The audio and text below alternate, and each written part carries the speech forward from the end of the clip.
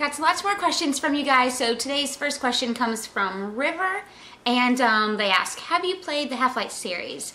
Definitely played Half-Life, of course.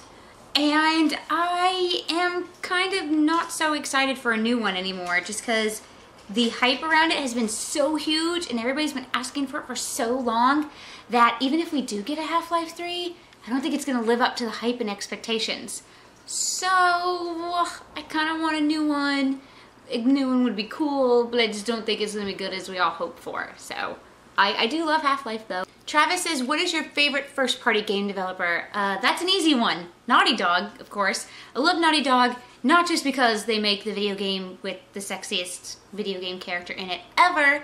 I like Naughty Dog because overall I think their games as a whole are some of the better games we've seen when it comes to like gameplay and level design and character design and story.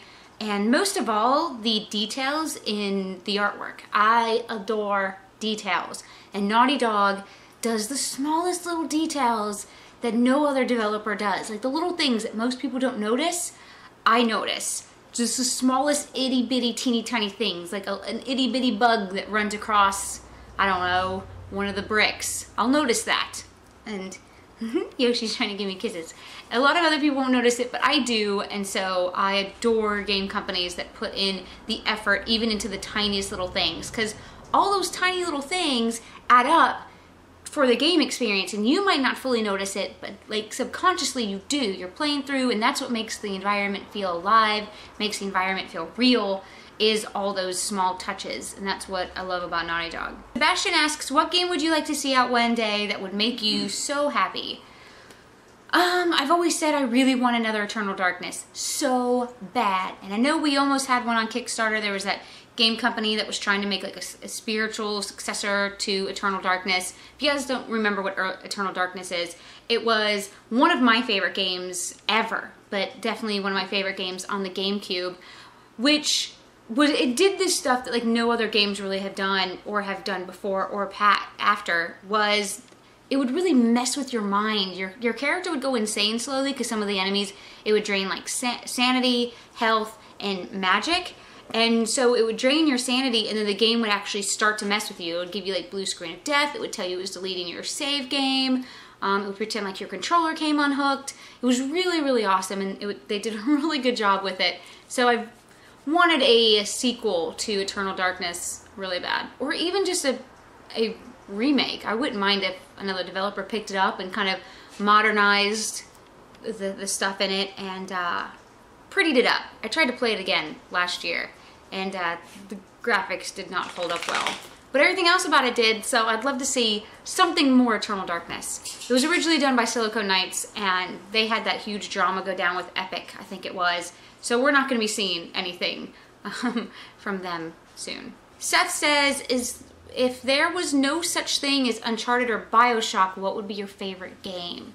My favorite games other than Uncharted and BioShock are Borderlands, Eternal Darkness, Fatal Frame, Silent Hill, but not past the room. So Silent Hill 1 through 3. The second one was the best. Of course, Super Mario. I think Super Mario Sunshine and Super Mario 64 are my two favorite. What else? What else? What else? Conker's Bad Fur Day. Oh my god, I love that game.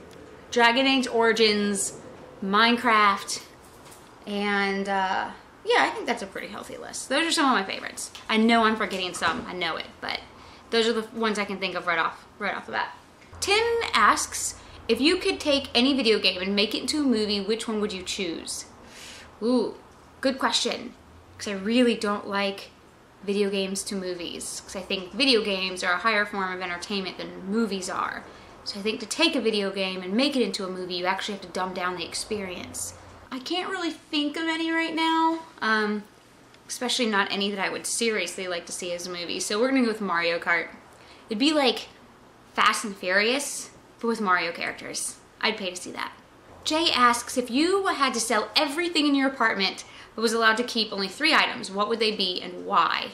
I would definitely keep my 360 hard drive, because it's got my life on it. My laptop, for sure. And my purple dagger. That's I would definitely keep those 3 things. Usually, in the past, when I've had like a fire alarm go off in an apartment, I've grabbed Yoshi and my laptop and yeah, my 360 hard drive. But I guess I'm gonna change it a little bit because I can't, Yoshi's not going anywhere because I don't need to sell her. So those would be the 3 things I wouldn't sell. Nevermind says, I was wondering if you still find time to play PC games during your busy schedule. If so, which titles do you play currently? What do I play currently? Minecraft. I play the crap out of Minecraft. I think I'll always play that game until the day I die. I will be playing Minecraft. And then I also used to play the shit out of Guild Wars 2, and I need to get back into it because I love that game. Guild Wars 2 is so good, and I've heard they've added so much to it since I stopped playing. I didn't stop playing because I wanted to. I just stopped playing because I lost time. But need to get back into Guild Wars 2. That game is so, so good. And lastly, Lawrence says, what is your #1 saddest moment from Mass Effect? Saddest moment from Mass Effect? Damn, I don't know. Mass Effect 2, I saved everybody. It was savable at the end. So there was nothing sad there. Mass Effect 1, I killed Ashley and saved Kaidan. So there was nothing sad there, because I really didn't like Ashley anyways.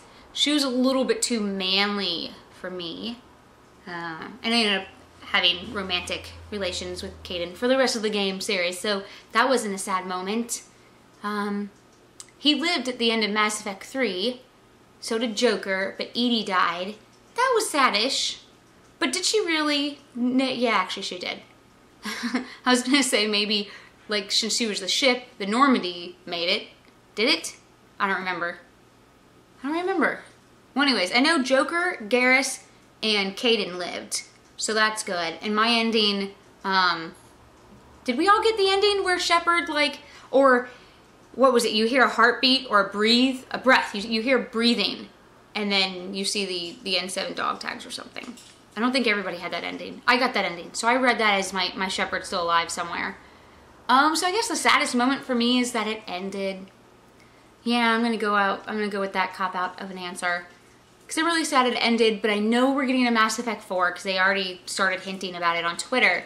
And I know it's not going to be Shepard's story, which is fine. But it is sad to see, you know, my Shepard go and all the relationships and friendships I had with everybody on the Normandy. That's all gone. But I'm hoping we're going to see some of our old friends in the new one, especially Garrus. I loved Garrus. Garrus was my favorite character. Even though he wasn't my romance character, that's just because I didn't want to romance an alien, but he was still my favorite. Him and Kasumi from the Stolen Memories DLC from Mass Effect 2. She was awesome, and Thane. Ooh, I loved Thane. He was from, I think, a DLC from Mass Effect 2 as well. But yeah, saddest moment, it ended. Well guys, that's it for this episode of Ask Rachel. If you have questions for me, send them to me at rachelmoore@gmail.com. Put Ask Rachel in the subject line so that it doesn't go to spam. And again, I am behind on these questions. Some of these are actually from 2013, but I promise to get to yours, promise and swear, and I'll talk to you guys later.